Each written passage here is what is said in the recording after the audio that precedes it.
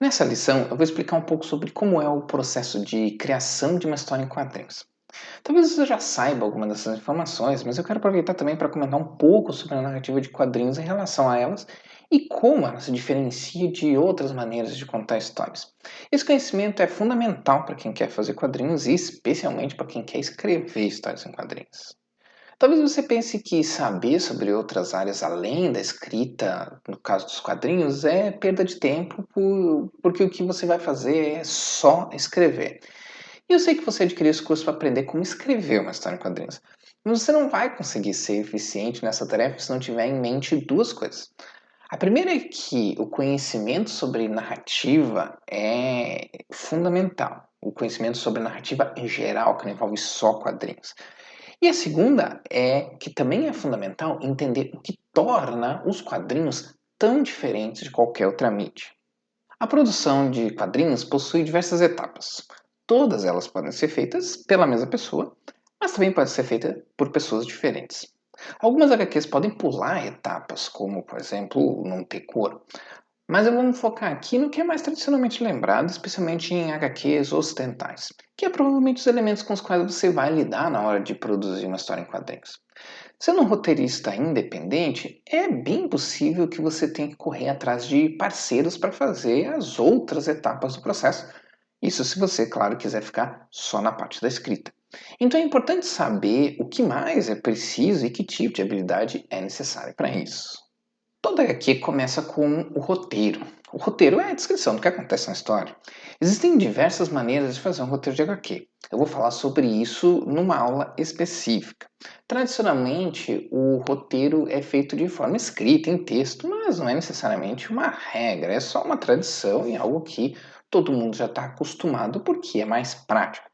Mas nada impediria você de criar um roteiro de maneira completamente diferente, como contando a história, sei lá, em áudio, por exemplo. Claro que isso provavelmente dificultaria a vida do desenhista, então ficar no escrever em forma de texto mesmo é o melhor. Aqui na tela eu trouxe um exemplo de um roteiro de uma história de 2 páginas que eu escrevi em 2010 e que o Adam Marini desenhou, chamada Meninos e Monstros, que conta a história de um quadrinista que fez sucesso com uma que é baseado num amigo diferente que ele fez quando criança. Aqui você vai ver que eu descrevi de forma mais detalhada, quadro a quadro. Acredito que atualmente essa é a maneira que a maioria dos roteiristas profissionais trabalha, mas não é a única. Tem roteiristas, principalmente na Marvel, que utilizam um método criado pelo Stan Lee, que é mais genérico. Mas não se preocupe, como eu comentei antes, a gente vai se aprofundar isso em outra aula, mais especificamente na aula 9. Esse roteiro específico que você vê aí na tela foi feito usando o Fade In, que é um programa para escrever roteiros, ele é específico para isso. Principalmente roteiros de audiovisual, mas eu desenvolvi um template específico de quadrinhos. Você pode escrever seu roteiro onde quiser, muitos roteiristas fazem no Word mesmo. Mas na aula 9 eu vou dar uma lição apenas sobre ferramentas de roteiro e explicar porque usar o Fading para escrever roteiros de quadrinhos pode ser muito mais útil que o Word. Roteiro é o nosso foco aqui nesse curso, mas não pense que escrever quadrinhos fica só na parte textual. Entender o papel que a representação gráfica e visual desempenha nos quadrinhos e ter noções de narrativa gráfica é tão importante para o roteirista quanto é para o artista, para o colorista, etc. Depois do roteiro, o artista vai produzir então as páginas. Se for também um desenhista, o roteirista pode fazer os layouts da página para facilitar a vida do desenhista. Na produção industrial de quadrinhos, especialmente nos quadrinhos americanos, é comum fazer a separação entre desenho inicial, a lápis ou digital, e a finalização, que é chamada de arte final. Mas assim, a página lápis não é a mesma coisa que esboço, tá? Já é uma página bem layoutada, bem estruturada e bem desenhada, já pronta para o arte finalista trabalhar em cima.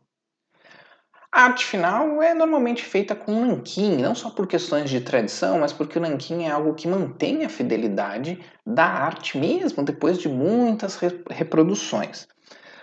Por isso que se faz desde tempos imemoriais. Isso no caso de HQs impressas, né? Mas hoje em dia também é muito comum finalizar digitalmente. Esse foi o caso dessa HQ, que o Adam fez o lápis à mão, né, numa página, na folha tradicional, mas finalizou depois no computador. A arte é uma etapa fundamental da HQ, já que, como eu já comentei, a HQ é uma mídia essencialmente visual. Mas não pense que o artista vai só pegar o que você escreveu e fazer um retrato falado da sua história ou das suas cenas. Há muito mais no trabalho do desenhista, tanto que muitas vezes ele pode até ser considerado um coautor. Quando a gente falar sobre tipos de roteiro, eu vou explicar mais sobre isso. Se a HQ é colorida, a próxima etapa é pintar as páginas. Hoje em dia, o mais comum e mais rápido, claro, é a pintura digital feita no computador.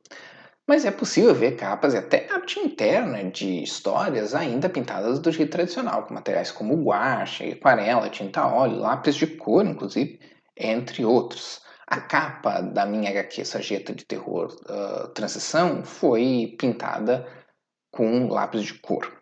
E é claro que o colorista profissional, ele sabe fazer tanto digitalmente quanto por meios tradicionais. Frequentemente ele começou, aprendeu sobre cor usando primeiro os materiais tradicionais e depois pulou para o digital.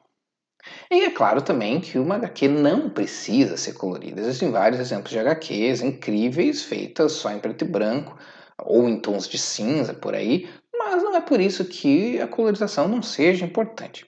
Pintar uma HQ não é só jogar cores nela. O colorista ele tem que ter um bom domínio sobre as cores e a tarefa dele é ajudar a contar a história, contribuindo inclusive para a construção da atmosfera da narrativa.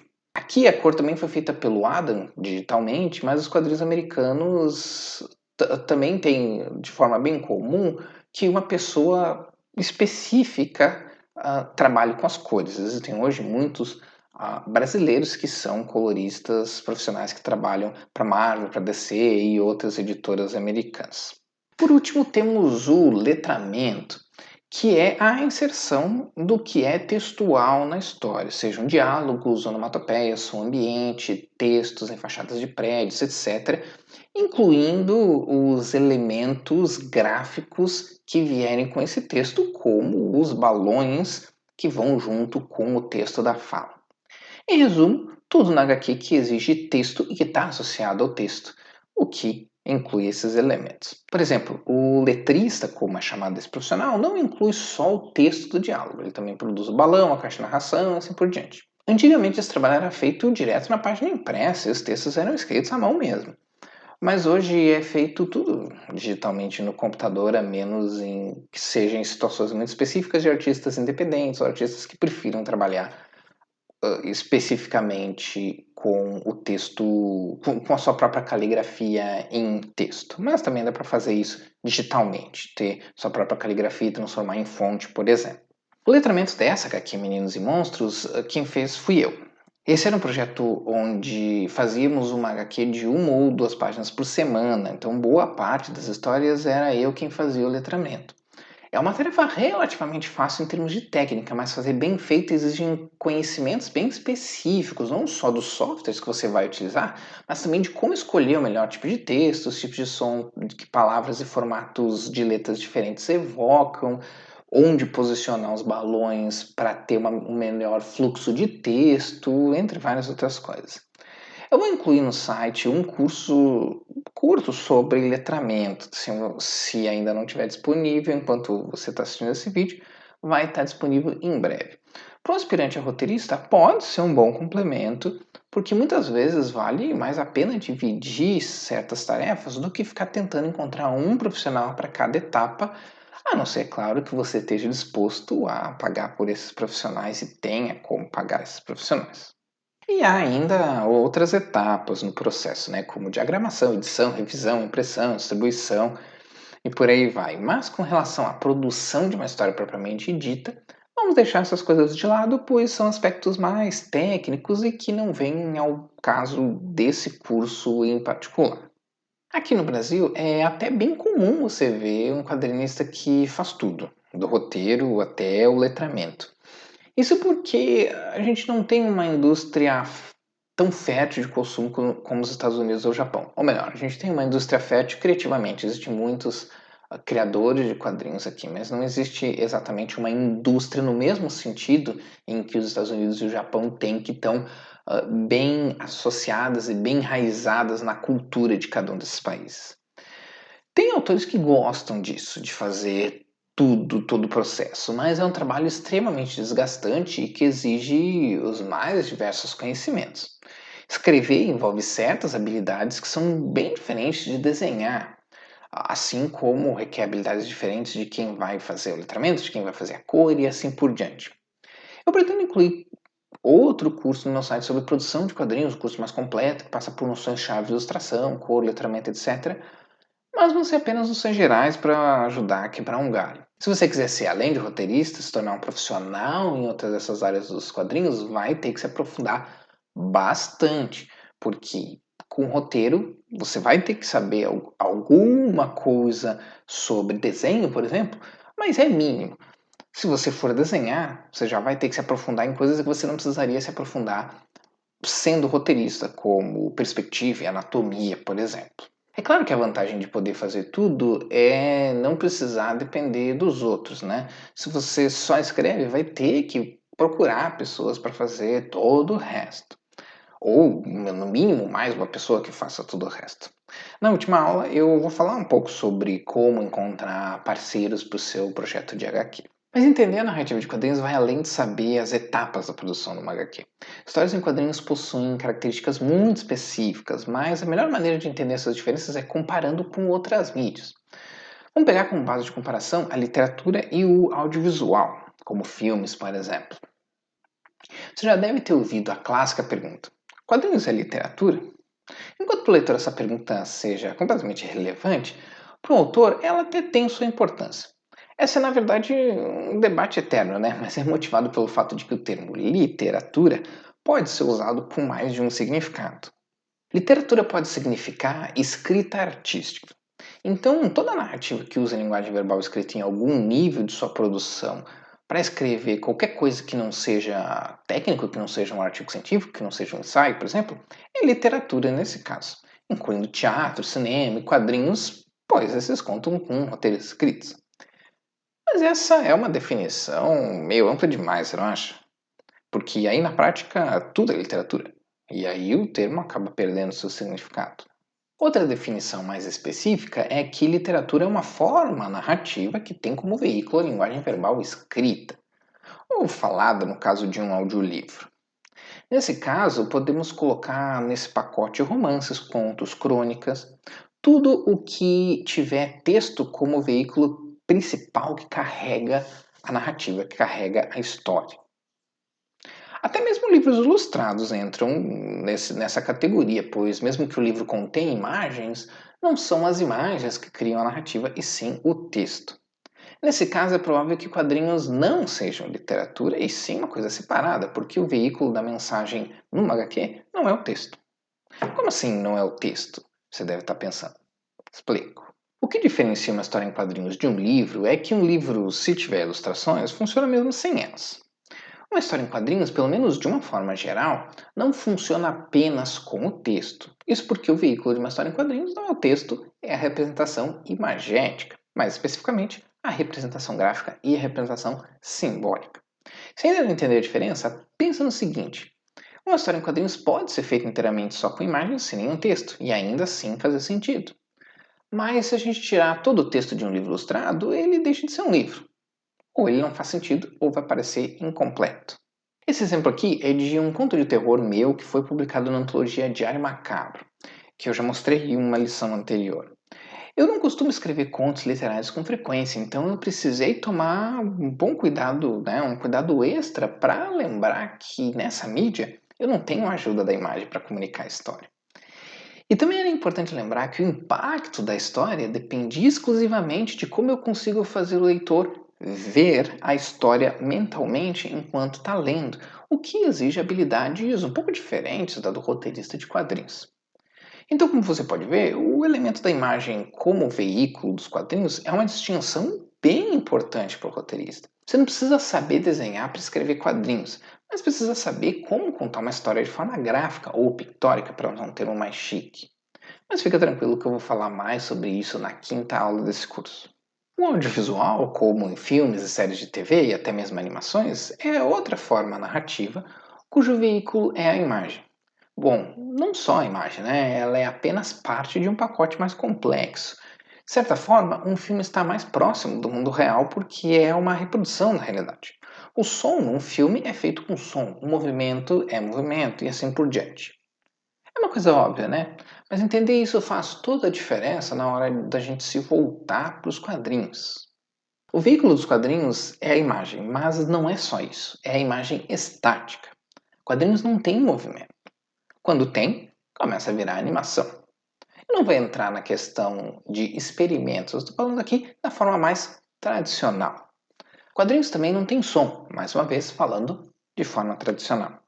A gente pode ver experimentos aqui e ali, mas são só isso, experimentos. Então podemos dizer que os quadrinhos, diferente do audiovisual, são uma representação da realidade, pois essas coisas, como som e movimento, têm que ser representadas de forma diferente do que é visto no mundo real. Quando alguém faz um barulho perto de você no trabalho, você não vê o texto flutuando no ar. Mas os quadrinhos sim, pois essa é a maneira como a gente representa o som numa HQ. A não ser, é claro, num filme como o ótimo Scott Pilgrim contra o Mundo, que é baseado numa HQ. Mas esse é um experimento estético e não é a regra no audiovisual. Se você for fazer um filme mais realista, não vai fazer textos voando no ar para representar o som, e nem linhas de ação e efeitos gráficos, como nesse GIF que eu estou mostrando na tela. Essas diferenças fazem com que a gente tenha que pensar diferente cada vez que abordamos mídias diferentes.